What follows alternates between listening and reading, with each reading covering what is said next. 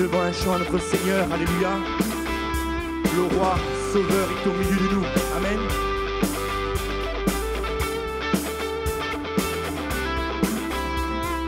Un chant s'élève, les yeux se tournent vers toi. Je viens à toi. L'espoir renaît. L'espoir renaît. Les cœurs ont soif de toi. Oh, j'ai soif de toi. Quand mes yeux te voient, quand mes yeux te voient, j'ai la force de continuer. Dans ta présence, toutes mes peurs sont effacées. Effacées. Hosanna, Hosanna, Hosanna. Tu es le Dieu qui nous sauve. Toi seul est digne de louange. Hosanna, Hosanna. Nous t'accueillons parmi nous. Viens prendre ta place, oh Jésus.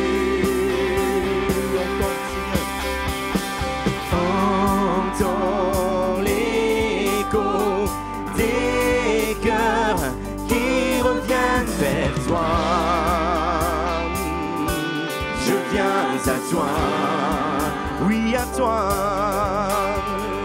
Dans ton royaume, les cœurs brisés sont guéris. Tu me guéris.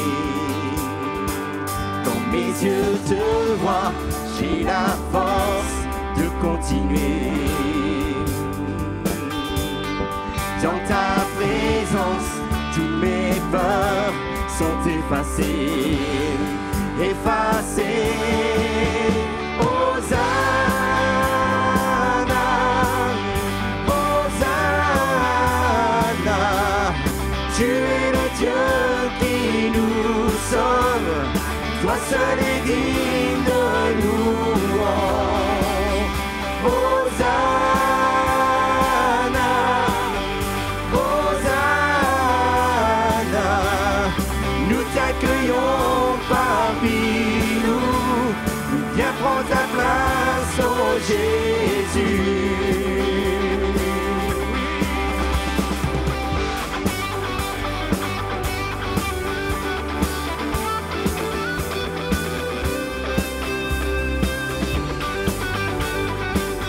Sois béni, Seigneur.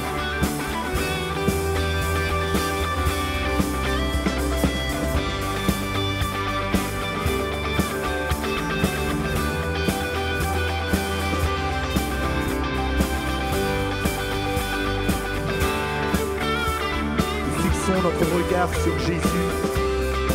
Quand mes yeux te voient, Seigneur, c'est toi qui me donnes la force de continuer. Alléluia. Quand mes yeux te voient, j'ai la force de continuer. Dans ta présence, dans ta présence, toutes mes peurs sont effacées. Quand mes yeux te voient, quand mes yeux te voient, j'ai la force de continuer. Oh, dans ta présence, toutes mes peurs sont effacées. Effacées. Oh, Hosanna, Hosanna. Tu es le Dieu qui nous sauve. Toi seul est digne de louange. Hosanna, Hosanna. Nous t'accueillons parmi nous. Viens prendre ta place, oh Jésus. Prends ta place. Hosanna.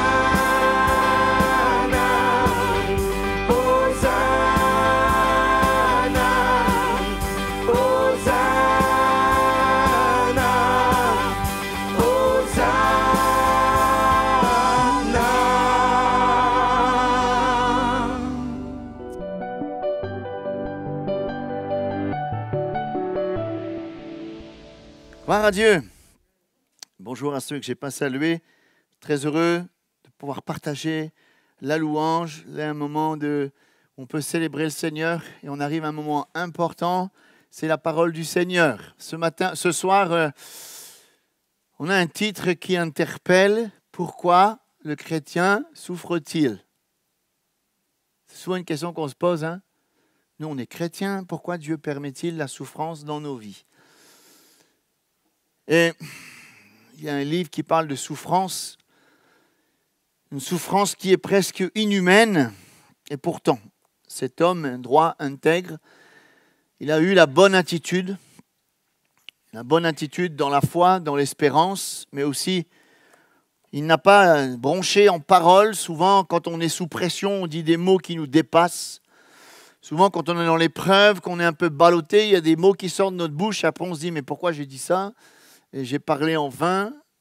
Et Job, la Bible dit à 2 reprises, en tout cela, Job ne pécha point et n'attribua rien d'injuste à Dieu. Ça, c'est important. Alors, on va lire, non pas tout le livre de Job, mais le chapitre 1er, une partie du chapitre 2. Et on va voir qu'il y a 3 personnages principaux dans ce livre. Bien sûr, ensuite, il y a les amis de Job, qui ne sont pas de véritables amis, car ils ont été presque là pour culpabiliser Job. C'est toujours quand on est dans l'épreuve qu'il y a des gens qui nous donnent des paroles qui ne nous remontent pas. On dirait que c'est comme une plaie, puis ça remue le couteau dans la plaie. On dit, pourquoi on dit ça? Tu es dans l'épreuve, mais tu as péché. Tu es malade, c'est parce que tu as péché. Je ne sais pas si vous êtes déjà arrivé, mais ça fait mal. Vous êtes malade, vous êtes en train de vous battre avec l'épreuve, puis quelqu'un arrive et dit « Ah, t'es malade, t'as dû pécher contre Dieu. Seigneur, pourquoi il dit ça? » Un peu les amis de Job, c'est comme ça. Mais enfin, on va lire. Job, chapitre 1er, verset 1er. Il y avait dans le pays de Huth un homme qui s'appelait Job, et cet homme était intègre et droit. Il craignait Dieu et se détournait du mal. Il lui naquit 7 fils, 3 filles. Il possédait 7000 brebis, 3000 chameaux, 500 paires de bœufs, 500 ânesses et un très grand nombre de serviteurs. Et cet homme qui était le plus considérable de tous les fils de l'Orient. Ses fils allaient les uns chez les autres et donnaient tour à tour un festin, et ils invitaient leurs 3 sœurs à manger et à boire avec eux. Donc on voit bien une famille unie, et ils s'invitaient, c'est formidable. Quand les jours de festin étaient passés, Job appelait et sanctifiait ses fils, puis il se levait de bon matin et offrait pour chacun d'eux un holocauste, car Job disait « Peut-être mes fils ont-ils péché et ont-ils offensé Dieu dans leur cœur ?» C'est ainsi que Job avait coutume d'agir. Or, les fils de Dieu vinrent un jour se présenter devant l'Éternel, et Satan vint au milieu d'eux. Donc ce sont les anges, les bons anges et les mauvais anges. L'Éternel dit à Satan, « D'où viens-tu » Satan répondit à l'Éternel, « De parcourir la terre et de m'y promener. » L'Éternel dit à Satan, « As-tu remarqué mon serviteur Job?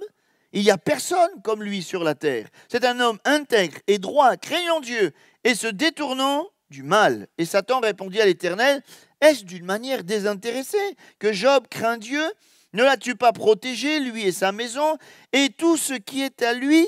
Tu as béni l'œuvre de ses mains, et ses troupeaux couvrent le pays. Mais, étends ta main, touche à tout ce qui lui appartient, et je suis sûr qu'il te maudit en face. » On voit bien le but du diable, c'est de nous amener à renier Dieu. L'Éternel dit à Satan, « Voici, tout ce qui lui appartient, je te le livre seulement, ne porte pas la main sur lui. » Satan se retira devant la face de l'Éternel un jour que les fils et les filles de Job mangeaient, buvaient du vin dans la maison de leur frère aîné. Il arrivera auprès de Job un messager qui dit, « Les bœufs labouraient, les ânesses paissaient à côté d'eux. Les Sabéens se sont jetés dessus, les ont enlevés, ils ont passé les serviteurs au fil de l'épée, et je me suis échappé moi seul pour t'en apporter la nouvelle. » Il parlait encore lorsque l'un autre vint et dit, « Le feu de Dieu est tombé du ciel et a embrasé les brebis et les serviteurs et les a consumés. Je me suis échappé moi seul pour t'en apporter la nouvelle. » Il parlait encore lorsqu'un autre vint et dit, « Les Chaldéens formaient en 3 bandes, se sont jetés sur les chameaux et les ont enlevés, et ils ont passé les serviteurs au fil de l'épée. Je me suis échappé moi seul pour t'en apporter la nouvelle. » Il parlait encore. On dirait que c'est une succession d'épreuves. C'est souvent comme ça, hein? On dit encore, encore, et puis quand il y a une qui est finie, à peine finie, paf, il y en a une autre, et voilà, on dirait un acharnement. Il parlait encore lorsqu'un autre vint et lui dit, « Tes fils et tes filles mangeaient, buvaient du vin dans la maison et leur frère aîné, de leur frère aîné, et voici un grand vent est venu de l'autre côté du désert et a frappé contre les 4 coins de la maison et s'est écroulé et sur les jeunes gens et ils sont morts. Je me suis échappé moi seul pour t'en apporter la nouvelle. » Alors Job se leva, déchira son manteau et le sac et se rasa la tête, puis se jetant par terre, se prosterna et dit, « Je suis sorti nu du sein de ma mère, nu je retournerai dans le sein de la terre. L'Éternel a donné, l'Éternel a ôté, que le nom de l'Éternel soit béni. » Dans l'épreuve, il bénit Dieu. Quelle leçon! En tout cela, Job ne pécha point et n'attribua rien d'injuste à Dieu. Or, on continue un petit bout, « Or les fils de Dieu vinrent un jour se présenter devant l'Éternel, et Satan vint aussi au milieu d'eux se prosterner devant l'Éternel. L'Éternel dit à Satan, « D'où viens-tu » Et Satan répondit à l'Éternel, « De parcourir la terre et de m'y promener. » L'Éternel dit à Satan, « As-tu remarqué mon serviteur Job? Il n'y a personne comme lui sur la terre. C'est un homme intègre et droit, craignant Dieu, se détournant du mal.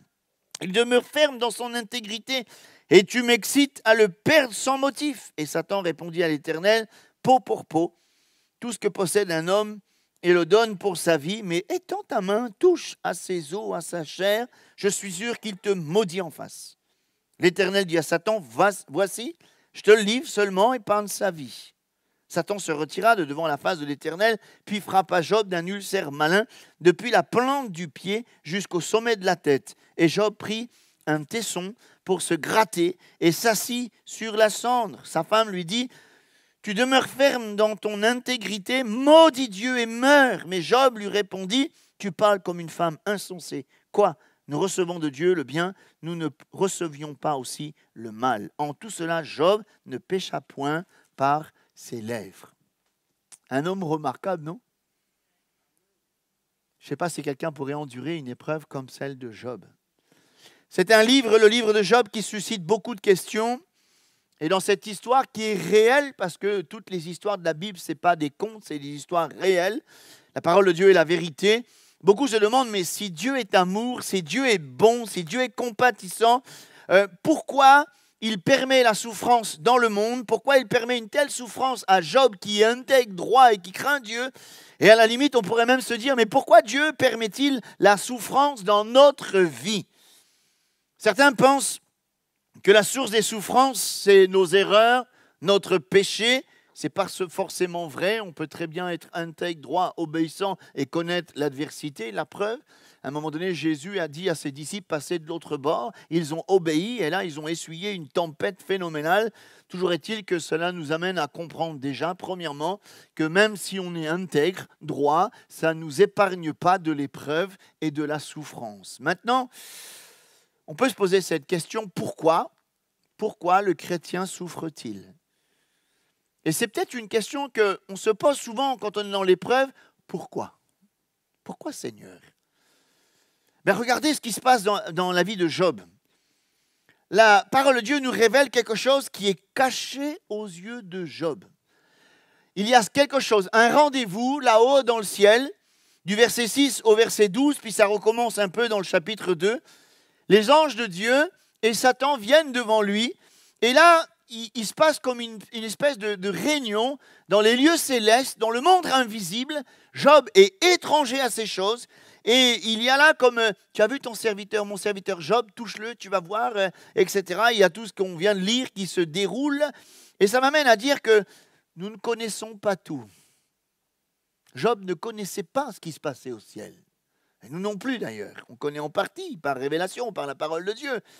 C'est la raison pour laquelle je crois que même si la souffrance est difficile, nous ne devons pas chercher à tout comprendre.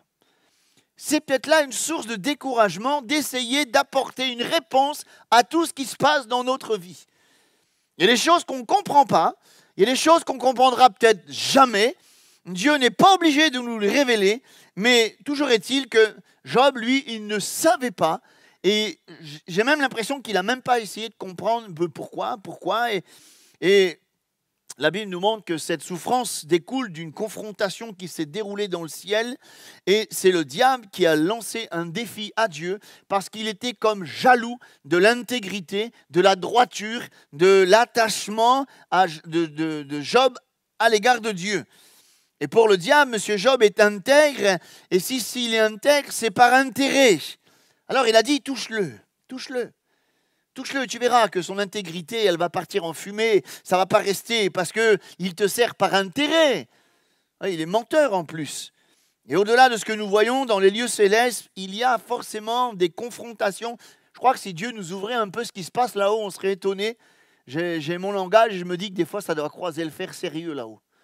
Il y a un combat entre la lumière et les ténèbres, entre la vérité et le mensonge, entre la sainteté et le péché. Et c'est vrai que l'adversaire, il est jaloux, il a un but, nous amener à maudire Dieu, à le renier, à renier notre foi, à nous éloigner de notre consécration. C'est vrai, quand on réfléchit, le diable, il a été vaincu à la croix. Jésus a triomphé de tous les plans de l'adversaire. Je sais et on sait que la Bible nous le montre, que notre adversaire est un adversaire vaincu, mais il ne l'admet pas. Alors il œuvre pour entraîner le plus possible avec lui. Et je pense que parfois on se dit, voilà l'adversaire, bon l'adversaire on le verra, c'est pas notre voisin, c'est pas notre frère, c'est pas le collègue de travail, l'adversaire c'est le diable. Je crois pour essayer de comprendre ce qui peut être un mystère, on va se pencher sur les 3 personnes principaux de ce livre.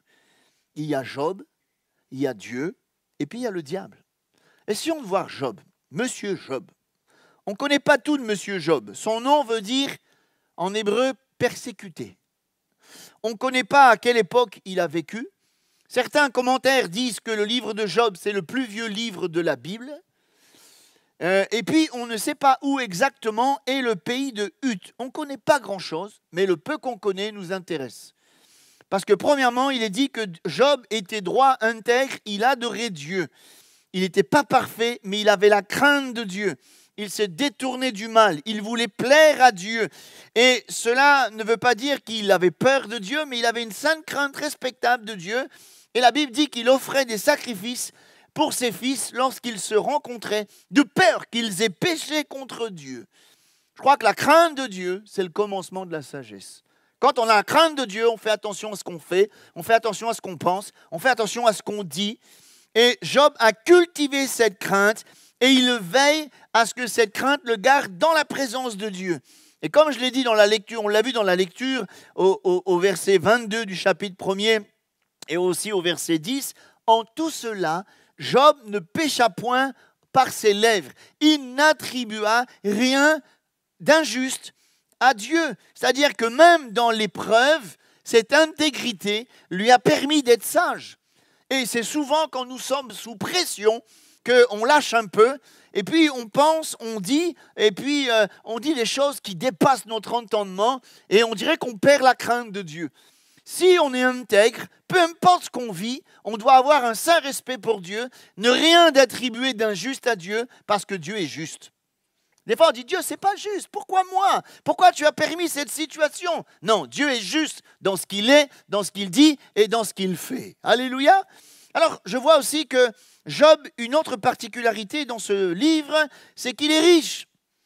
Il est riche, non pas qu'il ait un compte bancaire, parce qu'à l'époque, la richesse ne se mesure pas avec de l'argent, mais avec les troupeaux. Il est riche, il a été béni de toutes sortes de bénédictions, et il a des serviteurs, il a des ânes, il a des chameaux, il a des bœufs, etc. Et je vois une chose aussi, c'est que si l'épreuve ne l'a pas éloigné de Dieu, la richesse matérielle ne l'a pas éloigné de Dieu. Parce que la bénédiction de Dieu, lorsqu'elle est mal gérée, peut devenir un piège pour nous. Il est dit dans Deutéronome 8, « Garde-toi d'oublier l'Éternel ton Dieu, au point de ne pas observer ses commandements, ses ordonnances et ses lois, que ce que je t'ai prescrit aujourd'hui, lorsque tu mangeras, tu te rassasieras, que tu habiteras et tu bâtiras et habiteras de belles maisons, lorsque tu verras multiplier ton gros et menu bétail, s'augmenter ton argent et ton or et s'accroître tout ce que tu as, toi, prends garde de ton cœur, de s'enfler, que tu n'oublies l'Éternel ton Dieu qui t'a fait sortir du pays d'Égypte. » Voyez-vous, là encore, si l'intégrité doit demeurer dans l'épreuve, à plus forte raison, elle doit aussi demeurer ferme, attachée au Seigneur, dans la crainte de Dieu, même si Dieu nous bénit au-delà même de tout ce qu'on peut penser ou espérer, car la bénédiction peut devenir un piège pour nous qui nous éloigne. C'est David qui a dit, « Seigneur, ne permets pas que je sois pauvre de peur que je te renie, mais ne permets pas que je sois trop riche de peur que je t'oublie. » Et je pense qu'il avait tout compris, David. Alors Job, il est intègre, il est droit, il craint Dieu, et puis il est béni de toutes sortes de bénédictions, il prospère à tout égard, mais il n'oublie pas son Seigneur. Maintenant, on va voir le deuxième personnage, Dieu. Dieu, je crois que c'est le personnage principal, ce n'est pas Job le personnage principal. L'acteur principal de ce livre, c'est Dieu. Dieu, lui, il est éternel, c'est-à-dire qu'il a créé toutes choses, il règne. C'est important ça de savoir, et on le sait qu'il règne. C'est bizarre, quand on arrive dans l'épreuve, on a oublié qu'il règne. Il suffit qu'on passe par le creuset, la vallée sombre, la vallée de Baca, on oublie que Dieu règne. Il règne sur tout nom, sur toute puissance, sur toute autorité, et même dans mes problèmes, il règne encore. Et je crois que c'est important de se le rappeler qu'il règne. Rien n'échappe à son contrôle, rien n'échappe à son regard, et il est maître de toute situation et de toute circonstance. Alléluia! Ensuite, la Bible nous montre qu'il est maître des anges. C'est pour ça qu'on l'appelle l'Éternel des armées. Et le passage nous dit que les anges sont venus se présenter devant lui. On dirait que c'est comme s'il voulait là être devant lui, à ses pieds, et puis, comme dit la Bible, tout est sous sa domination. Il est le maître absolu. Et comme dit Colossiens 1,16, car en lui ont été créées toutes choses qui sont dans les cieux, sur la terre, visibles, invisibles, trône, dignité, domination, autorité. Tout a été créé par lui et pour lui. Si je disais tout à l'heure que ce combat est spirituel, même dans le spirituel, c'est Dieu qui règne. Dans ce que nous vivons, c'est lui qui règne. Dans le monde spirituel, il y a les anges déçus, il y a les anges qui sont à notre service, il y a l'adversaire, mais n'oublions pas que le maître de toutes choses, c'est le Seigneur. Et puis il est maître des temps et des circonstances. Contrairement au diable, il a une capacité, Dieu, que l'adversaire n'a point. Il est en haut, il voit tout, il contrôle tout. C'est ce qu'on dit qu'il est omniprésent, mais le texte me montre que l'adversaire, il se déplace peut-être vite, mais il n'est pas comme Dieu. Ça veut dire qu'on ne va pas voir le diable partout. Dieu est partout. Le diable n'est pas partout. Il a des serviteurs partout, peut-être des anges déchus, mais il n'a pas la capacité d'être omniprésent. Alors, si Dieu est partout, ne disons pas le diable partout. Il y a des chrétiens parfois, malheureusement, qui se laissent entraîner par des pensées. Ils voient le diable partout, c'est terrible. Dieu est omniscient, c'est-à-dire il comprend tout. Le diable, lui, il ne sait pas tout. La preuve, quand on parle en langue, nous, on ne sait pas ce qu'on dit, le diable non plus. Il n'y a que Dieu qui sait. C'est quand même intéressant ça, de savoir que lui, il sait tout, le Seigneur. Et puis, il est omnipotent, il est tout-puissant, il peut tout. L'adversaire, il a le pouvoir, oui, mais il ne peut pas faire tout. D'ailleurs, on voit dans le bras de fer qu'il y a eu avec les magiciens du temps de Moïse. Les magiciens ont réussi à faire des miracles, mais à un moment donné, le pouvoir des magiciens s'est stoppé. Celui de Dieu, il était continu. Il fait ce qu'il veut, le Seigneur. Ça aussi, c'est intéressant pour celui qui passe dans l'épreuve. De savoir que Dieu, eh bien, il peut tout. Il contrôle tout. Il est le maître des temps et des circonstances. Alors, troisième personnage important, oui, c'est le diable. Le diable veut dire adversaire, ennemi. Il est ennemi de Job, ennemi de la piété. Et quand Dieu fait éloge de l'intégrité de Job, il en est jaloux. Qu'est-ce qu'il a dit? Il a dit, enlève tout ce qu'il a, tu verras, il te maudira en face. Et là, on voit bien son but, nous amener à renier notre foi. C'est important de comprendre ça quand on est dans l'épreuve, que l'adversaire, il a un but, c'est de nous amener à renier le Seigneur, à renier notre foi, à renier et abandonner la piété.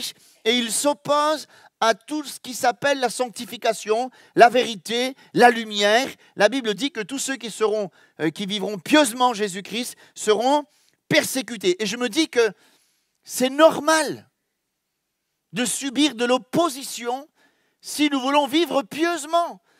Car tous ceux qui vivront pieusement en Jésus-Christ seront persécutés. Ne trouvez pas ça anormal. Pierre dira ceci, ne trouvez pas étrange dans l'épreuve de la fournaise de l'épreuve, comme s'il vous arrivait quelque chose d'extraordinaire, mais réjouissez-vous plutôt que l'Esprit de Christ est en nous. C'est l'Esprit de Dieu en nous qui le dérange, l'adversaire. Alors, il va essayer de l'étouffer, il va essayer de nous égarer. Et comme je disais tout à l'heure, l'ennemi, ce n'est pas nos semblables. On a un ennemi qui est spirituel. Ne nous trompons pas de combat. Quelqu'un qui n'est pas éclairé, lui, il rentre dans la chair. Hein, œil pour œil, dent pour œil, dent pour dent. Et il rend le mal pour le mal. Mais nous savons que nous n'avons pas à lutter contre la chair et le sang, mais contre toutes sortes de principautés de ténèbres. Et notre combat, il est spirituel. Et l'adversaire, c'est l'ennemi de Dieu. Il s'oppose à la louange de Dieu. Je suis sûr que quand le peuple de Dieu loue le Seigneur, il doit se boucher les oreilles. Il n'aime pas qu'on rende gloire à Dieu. C'est pour ça que même dans l'épreuve, rendons gloire à Dieu. Dans l'épreuve, nous louons Dieu, pas par rapport à ce que nous vivons, nous louons Dieu par rapport à ce qu'il est. Et même dans l'adversité, dans la souffrance, dans l'incompréhension, Dieu reste Dieu et nous devons l'adorer. Alléluia! Et Dieu siège au milieu de l'adoration de son peuple. L'ennemi, il est arrogant. Et quand vous connaissez l'histoire, on lit, vous lirez chez vous dans Ésaïe 14, il est orgueilleux, il est arrogant, il a voulu prendre la place de Dieu, c'est pour ça que Dieu l'a précipité de sa position et il a entraîné des anges, c'est pour ça qu'on dit des anges déchus. Alors, dans cette première partie de ce chapitre, je vois qu'il y a 3 personnages qui sont mis en relief. Job, intègre, droit, riche, fidèle, pieux, mais il souffre. Il y a Dieu qui est éternel, maître de tout, tout-puissant, omniscient, omniprésent, omnipotent. Bref, il est là, il règne. Rien n'ébranle son règne. Et puis il y a l'adversaire, ennemi de Job, ennemi des gens de bien, ennemi de la piété, ennemi de la foi, ennemi de la vérité, ennemi de la lumière, ennemi de Dieu. Et moi, je me suis posé une question. Qui est aux commandes? Qui est-ce qui règne? Qui est-ce qui commande? Qui est-ce qui a le dernier mot? C'est souvent ce qu'on se pose comme question lorsqu'on perd pied. Ça vous arrive des fois d'être dans l'épreuve, tellement que l'épreuve est dure, vous perdez pied. Hein, on a l'impression que là, on ne sait plus où est le nord, où est le sud. On est donc comme dans une machine à laver, position essorage, et on se dit, mais qui c'est qui a oublié d'éteindre la machine? Ça tourne dans tous les sens, on ne comprend plus. Et on se dit, mais Seigneur, tu es où? Qui est-ce qui commande? Déjà, on peut dire que ce n'est pas M. Job. Ce n'est pas nous qui commandons. On n'a pas autorité de changer le mal en bien. On n'a pas autorité de fermer la porte de l'adversité. Et Job, il est dépassé par ce qui lui arrive. Il ne comprend pas tout, il subit ce qui se passe dans le ciel. Job n'a aucun moyen d'agir. Il ne comprend pas. Et c'est peut-être la raison pour laquelle, dans l'épreuve, nous, on se pose des questions. Pourquoi? Jusqu'à quand ma souffrance durera-t-elle, dira le prophète Jérémie. Mais une chose qu'on ne doit pas oublier, même si comme Job, nous, on ne peut pas commander, on ne peut pas tirer les ficelles quelque part, notre destinée n'est pas entre nos mains, n'est pas entre nos forces, nos capacités, notre intelligence, elle est entre les mains de celui qui contrôle tout, Dieu.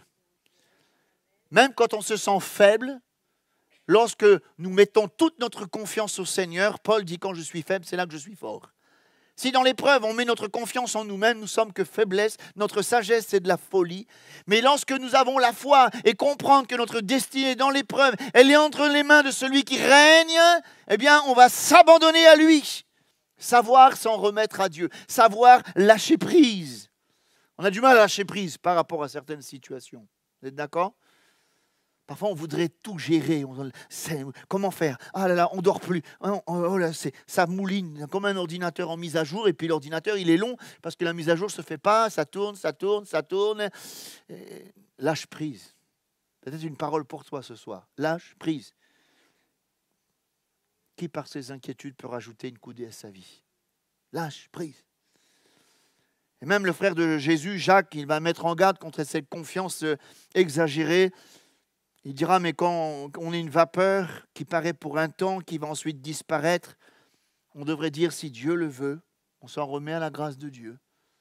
Et il y a des situations qu'on subit, mais on doit simplement s'en remettre à la grâce de Dieu, à celui qui règne.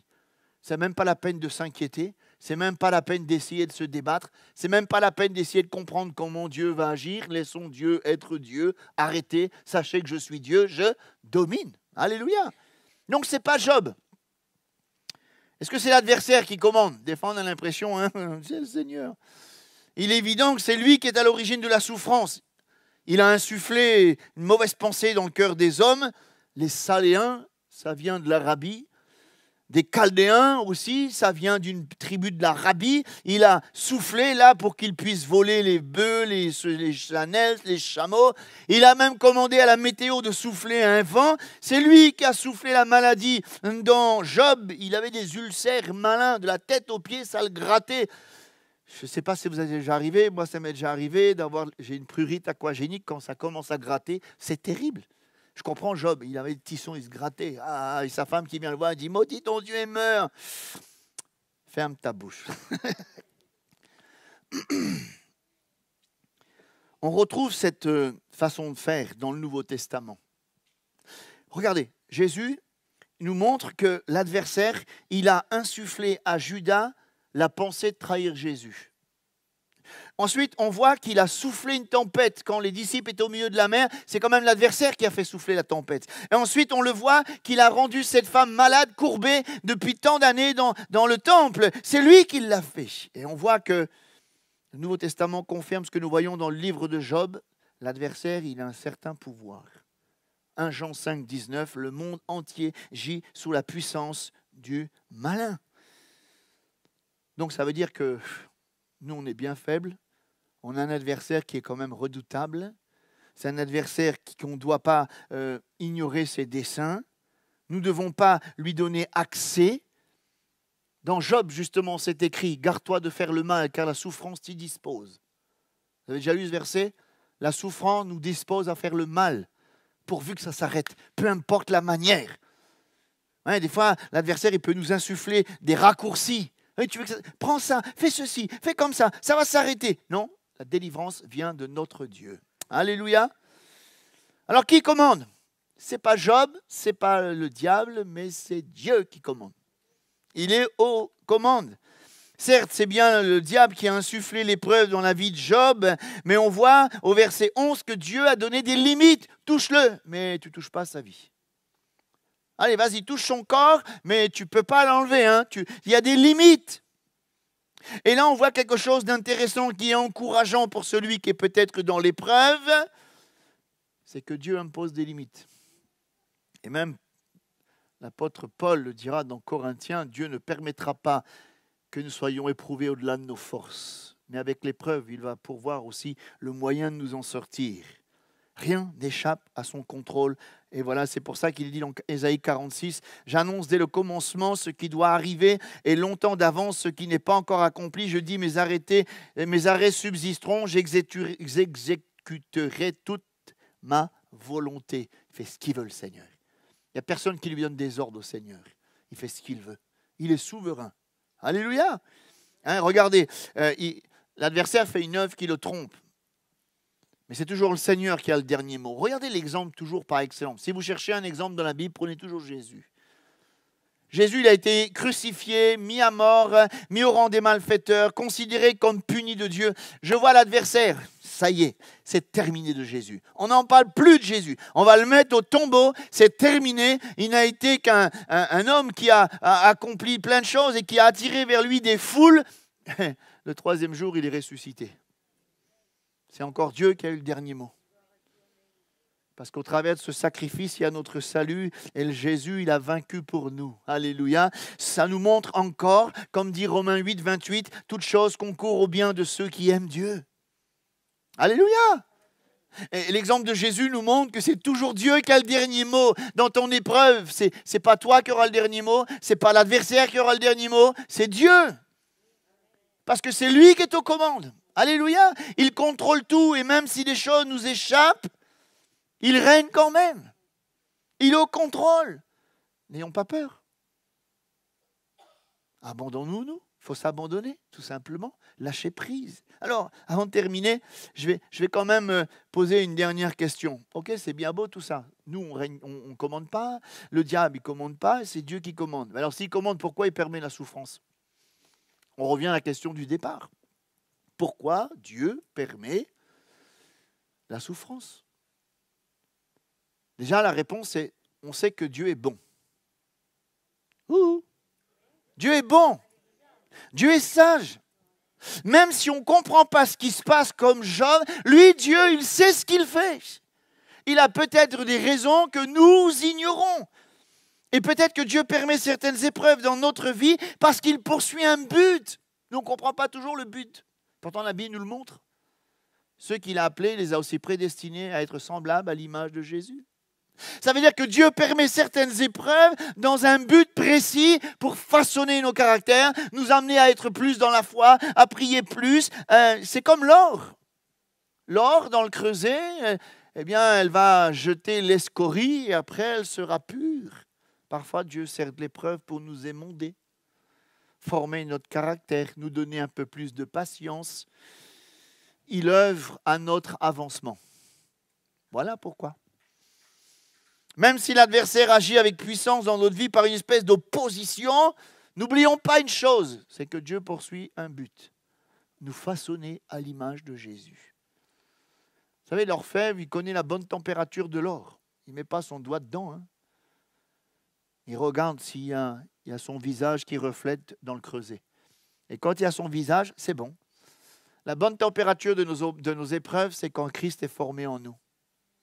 Alléluia! On raconte une anecdote d'un chrétien qui a fait un rêve. Il était là dans un tunnel long, un tunnel noir. Et puis c'est long et long. Ça nous arrive des fois de dire, j'ai l'impression d'être dans un tunnel. C'est noir, j'en vois pas le bout. Et là, il y a un ange de Dieu qui vient le voir et lui dit, « Hey, il faut que tu ailles jusqu'au bout, avance. » Et le chrétien dit, « Mais je vois pas clair, donne-moi de la lumière. » Non, avance par la foi et non pas par la vue. L'épreuve est comme un tunnel noir, on ne voit pas le bout. Et Dieu te dit ce soir, avance par la foi. Tu n'as pas besoin de savoir comment ça va se passer. Tu n'as pas besoin de savoir l'aboutissement. Toi, avance par la foi. Marche par la foi. Car on doit avancer en comptant sur la grâce de Dieu et il nous accompagnera, il nous guidera, il veillera sur nous de peur que notre pied se heurte contre une pierre. Il nous portera. Alléluia. Marche. Leur force augmente pendant la marche. Alléluia. Et je termine avec ce verset formidable, Ésaïe 41. La foi nous permet d'aller de l'avant et même quand tout fait noir, on doit faire confiance au Seigneur. Et j'entends la voix du Seigneur qui nous dit, ne crains rien, je suis avec toi. Ne promène pas des regards inquiets. Ne sois, car je suis ton Dieu, je te fortifie, je viens à ton secours, je te soutiens de ma droite triomphante. Alléluia! C'est lui qui règne. Le diable veut l'ébranler dans son règne, mais il ne peut pas. Et nous régnons avec Jésus. Alléluia. Et puis, c'est beau ce que Job dit à la fin. L'épreuve est finie, Dieu l'a béni à nouveau, il a eu au centuple, il est rassasié de longs jours. Et à la fin, il dit, je reconnais que tu peux tout. Que rien ne s'oppose à tes pensées. Qui est celui qui a de la folie d'obscurcir mes desseins? Oui, j'ai parlé sans comprendre, non pas qu'il a parlé pour mal dire, mais il a dit des choses, j'aurais pas dû naître, etc. C'est ce qu'il a dit. Ça, c'est par rapport à la pression de ses amis. De merveilles qui me dépassent et que je ne conçois pas. Vous êtes d'accord avec moi? Dans l'épreuve, on ne prend pas tout. Et quand c'est fini, on dit, à cause m'a dit ça. Seigneur, pardonne-moi. C'est dans Ecclésiaste où il est dit ceci. Quand tu entres dans la présence de Dieu, que tes paroles soient peu nombreuses, car toi, tu es sur la terre, lui, il est au ciel. Attention, lorsque nous sommes sous pression, à ce que nous disons. restons en paix. Restons tranquilles. Dieu règne. Amen. Merci pour ces quelques paroles, Seigneur.